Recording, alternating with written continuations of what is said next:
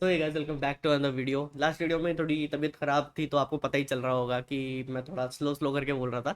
अभी भी प्रॉपर ठीक नहीं हुआ हूँ, बट लेट्स स्टार्ट। आज की हमारी वीडियो है व्हाट इज यूआरएल। यूआरएल क्या होता है भाई साहब? तो यूआरएल में हमारे पास इतने सारे फैक्टर्स होते हैं, सारे फैक्टर हम एक एक करके जानेंगे। सबसे पहले हम स्टार्ट करते हैं इससे। इसको बोलते हैं स्कीम।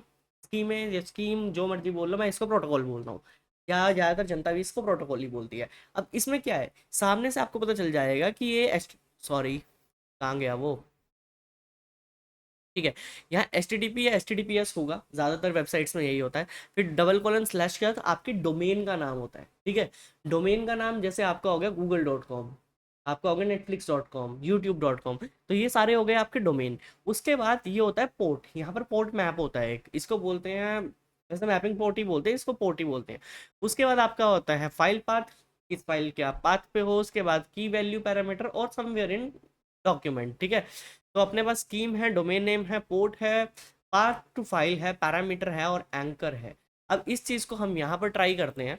एक वेबसाइट ओपन करेंगे, ये वाली test P H P one web.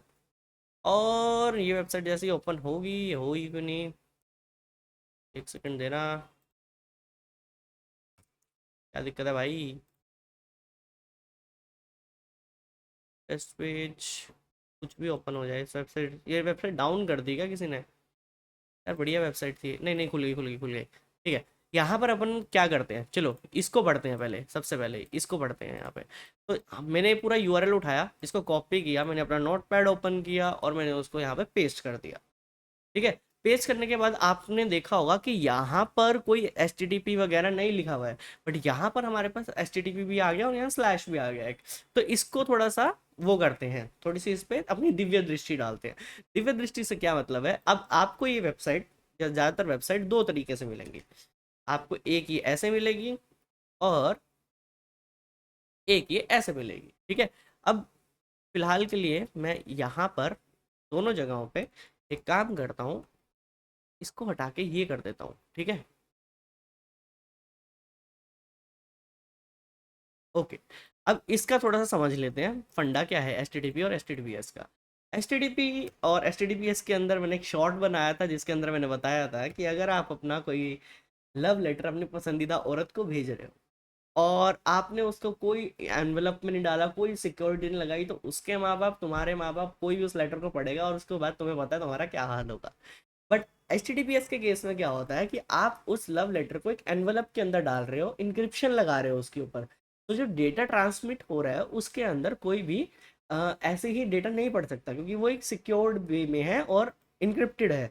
जो डिफॉल्ट पोर्ट होता है एच टी टी पी के लिए वो होता है 80 और इसके लिए होता है 443। ये चीज़ आपको याद रखनी है। अब यहाँ पर क्या हो रहा है कि एच टी टी पी और H T T P S, चलो ठीक है। अब यहाँ पर जो हमने वेबसाइट उठाई थी, इसको मैं कॉपी करता हूँ, फिर से नोटपैड पे नीचे आके पेस्ट करता हूँ। इसको थोड़ा सा इसका स्कीमा देखते हैं। अब जब भी एच टी टी पी लगा होगा तो ज़रूरी नहीं है कि आपको यहाँ पर पोर्ट 18 लिखा हुआ मिले, क्योंकि वो बाय डिफॉल्ट उसके साथ मैप्ड होता है। ठीक है, अब आपके पास, हमारे पास कुछ ऐसे फीचर्स भी होते हैं जिससे हम एच टी टी पी का जो डिफॉल्ट पोर्ट होता है 80, उसको हम चेंज कर सकते हैं। वो चीज़ें मैं बाद में समझाऊंगा किसी वीडियो में, बट आप ये चीज़ें भी कर सकते हो। अब यहाँ पर क्या हुआ, हमारे पास ये हो गया प्रोटोकॉल, ये हो गया डोमेन नेम। ठीक है, अब पहले आते हैं इस पे, सब डोमेन पे। पहले हम सब डोमेन के बारे में पढ़ते हैं हम। सब डोमेन क्या होता है भाई? ये हो गया आपका प्रोटोकॉल, ये हो गया सब डोमेन, ये हो गया आपका डोमेन नेम पूरे का पूरा, और ये हो गया पार्ट टू पेज। अगर मैं यहाँ पर एक चीज़ करता हूँ, यहाँ स्लैश लगा देता हूँ, जहाँ से मैंने उठा के मतलब ऐसे ही रखा था इसको, एग्जैक्ट कॉपी पेस्ट है अभी यहाँ पे। अब ये चीज़ जो है वो डोमेन का सब डोमेन है, ये पूरा डोमेन है। अब इसमें फ़र्क क्या होता है, मैं जैसे जीमेल ओपन करता हूँ, अब यहाँ पर मैं अपनी करूँगा, मेरी जीमेल ओपन हो जाएगी, तो इसको मैं इनकॉग्निटो मोड में ओपन करता हूँ ताकि मैं थोड़ा सा सिक्योर रहूँ। अब जैसे gmail.com लिखता हूँ मैं, ठीक है, आपने कभी देखा कि अगर आप कभी google.com डालते हो तो आपके पास गूगल खुलता है, बट अगर मैं इसी google.com के आगे www हटा के मेल लिख दूं तो क्या मेरा जीमेल ओपन होगा? हो गया ना। अगर मैं साइंड इन होता है यहाँ पे तो सीधा मेल ओपन हो जाता। चलो ठीक है, कोई और चीज़ करके देखते हैं, जैसे मेरे पास कोई ऐसी चीज़ जो, जैसे डॉक्स है। ठीक है, अब google.com मैंने किया, मैं यहाँ पहुँच गया। अब मेरे को याद है भाई उसका सब डोमेन क्या है, वहाँ डॉक्स लिखा होता है।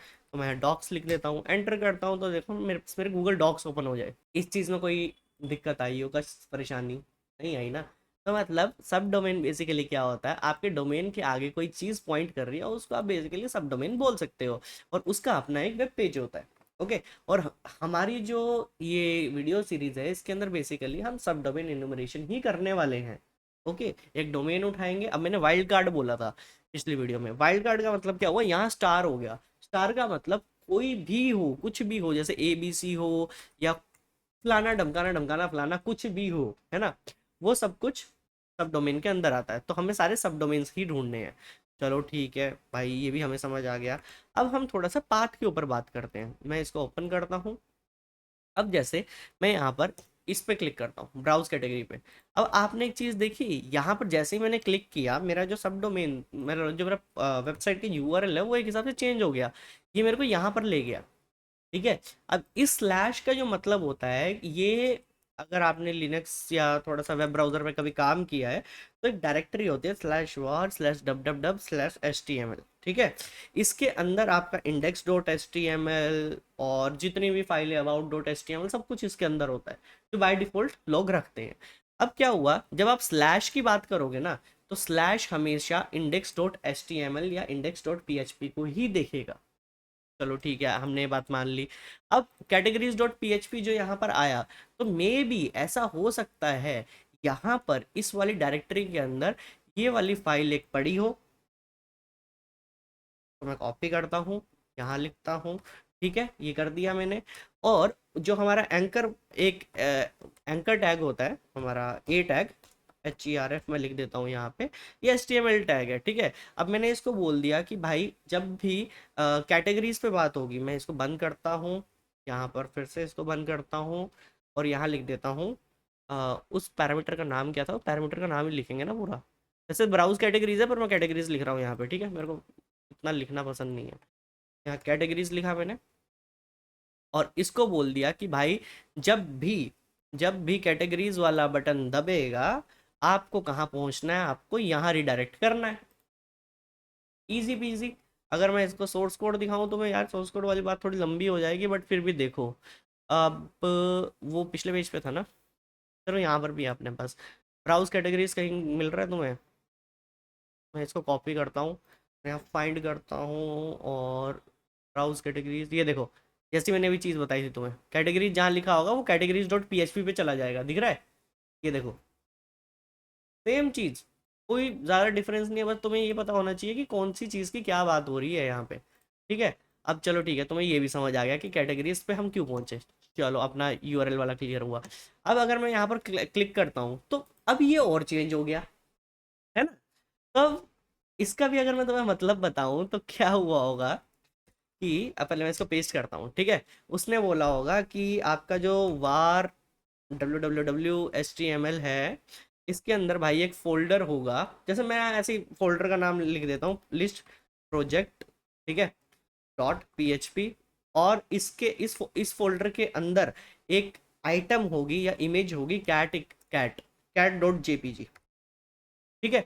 अब हुआ क्या, जब मैं इस वेबसाइट पे गया, मैंने इस लिंक पे क्लिक किया, उसने इस पेज पे गया। अब उस पेज पे क्या है, उसने बोला कि भैया हमारा ये पड़ा है, ये वाला पाथ। अब जब cat=1 आया, तो हमारे पास cat1.jpg आ गई। अगर मैं इसको कॉपी करता हूँ और यहाँ पर एक बार पेस्ट करता हूँ, और यहाँ पर अगर मैं यहाँ 2 लिख देता हूँ, और यहाँ पर भी मैं 2 लिख देता हूँ, जब मेरे यूआरएल में सेकंड पैरामीटर पास हुआ, तो यहाँ पर भी क्या होगा, दूसरी वैल्यू देखेगी। अब मैं यहाँ 1 की जगह एक काम करता हूँ, तुम्हें 2 लिख के दिखाता हूँ, क्या कुछ चेंज होगा? देख लेते हैं यार, ये देखो, चेंज हुआ। उसने सेकंड पैरामीटर दिखा दिया। मैं यहाँ पर फिर से 1 लिखता हूँ, तो फर्स्ट पैरामीटर दिखाएगा। अगर मैं यहाँ पर 3 लिखने की कोशिश करता हूँ, तो मेरे को क्या दिखाएगा? वो, उसने मेरे को कुछ भी नहीं दिखाया, यहाँ पर कुछ भी नहीं है। बट अगर मैं यहीं पर एक काम करता हूँ, एक स्क्रिप्ट टैग लगाता हूँ, जो कि क्या होता है भला, बताओ? क्या होता है स्क्रिप्ट टैग, किस लिए यूज़ करते हैं यहाँ पे? हाँ, एक्सेस के लिए, सही बोल रहे हो। इसको पता होगा, उसने कर दिया होगा। अगर मैं यहाँ ट्राई करता हूँ कि ये चीज़ होगी, अगर हो जाती है, तो मेरे को यहाँ एक्सेस मिल गया, लो भाई। अब ये वाले जो पैरामीटर फाइंड आउट करने हैं, मैंने इतना घूमा वेबसाइट के अंदर, इतनी सारी चीज़ करी, वो सारी चीज़ मैं तुम्हें ऑटोमेटेड तरीके से बताऊंगा। अब आई होप तुम्हें यूआरएल भी क्लियर हो गया है क्या होता है। आई होप तुम लोगों को डोमेन भी क्लियर हो गया है। नेक्स्ट वीडियो में हमारे आएंगे रिक्वेस्ट मेथड। सो मिलते हैं नेक्स्ट वीडियो में। अगर वीडियो पसंद आई है वीडियो को लाइक करो, चैनल को सब्सक्राइब करो, इंस्टाग्राम पे फॉलो करो यार मेरे को। मिलते हैं वहां पर भी, मैं स्टोरी वगैरह डालता रहता हूँ। मिलते हैं नेक्स्ट वीडियो में, बाय बाय।